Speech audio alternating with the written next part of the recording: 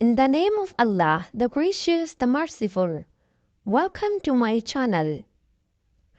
Once there was a beautiful girl called Kudali. She lived with her mother and daughter. The family was poor. They had no camels. All they had was a few sheep and goats. One day Kudali went to the river to fetch water.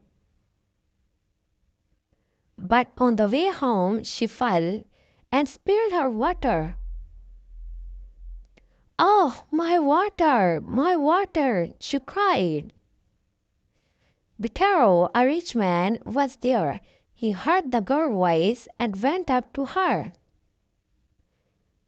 "What's the matter?" he said. Then he saw Kurali's beautiful face. At once he fell in love with her. "She's beautiful, she's lovely," he thought. "I won't marry her." The next day, Bitaro sent his uncles to Kidali's father's house. "My nephew wants to marry your daughter," Bitaro's uncle said.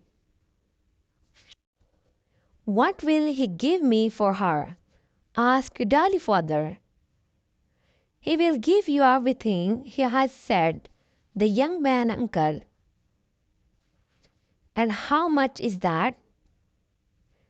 "100 cows, 50 camels, and many, many sheep and goats." Kidali's father was very happy. "He will give me all this for my daughter?" he asked. "Yes," answered Bitaro's uncle, "all of it." "Then he can take her?" the man said. So Bitaro gave Kidali's father all the cows, camels, and his sheep. He married Kidali and took her his house. But now Bitaro was a poor man. "What are we going to eat?" Kidali said. "Don't worry," her husband answered. "I'm a good hunter. I will bring home something for the cooking pot every day." So Bitaro became a hunter.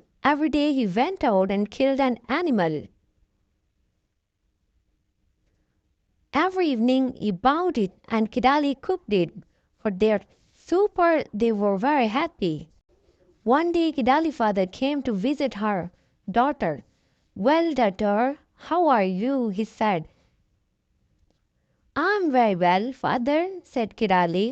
"Please come home and sit there." She ran to her cooking pot.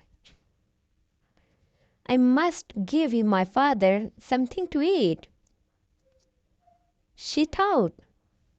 But the cooking pot was empty. "Bitaro will soon come home," Kidali said to herself. "He will bring some meat. I will get everything ready now." She lit the fire and filled the cooking. Then she put the pot on the fire. Soon the water was boiling. It was ready, but Bitaro didn't come. Kidali waited. The fire began to go out. The water in the pot boiled away. Kidali fetched more water, more wood, and filled the pot with water again. But still Bitaro didn't come home. At last the noise outside. A hunter was walking past. He had a dead bushbuck over his shoulder.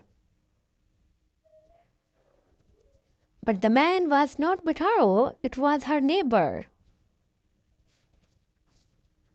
"Oh, please," Kidali said, "can you help me? I have a guest, but I have not got any food. My husband is a hunter. He will come home soon. Please give me a leg of bushbuck. My husband will give you some of his meat later." The man looked at Ali. She thought she was very beautiful. Yes, he said, I will give you a leg of my pushbook. But you must come and meet me at the well tonight.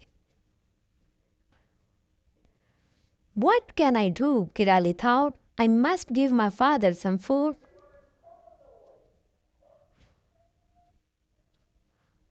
All right, she said, I will meet you at the well, but please give me some of your meat. So the man cut a leg off his bushbook and gave it to the Kidali. She ran back to her house and put it into the cooking pot. Soon her husband came with the zebra. Now there was plenty of food. The three of them sat and ate happily. After that, suddenly Kirali heard a noise outside. The neighbor was outside. He was throwing a small stone on the roof. He wanted her to come out. She looked at Betaro and at her father. Did you hear something? She asked.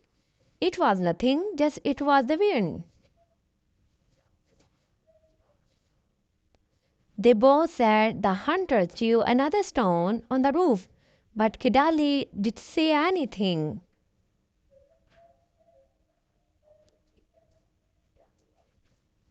She only smiled. What are you laughing at? Her father and husband asked. I'm laughing at three fools, Kidali said. Three fools? What do you mean? Said her father. The first fool is my husband, Kidali answered. He gave away all the cows, sheep, and camels. And just for the love of one woman. And the second fool is my father. He took everything away from his daughter husband.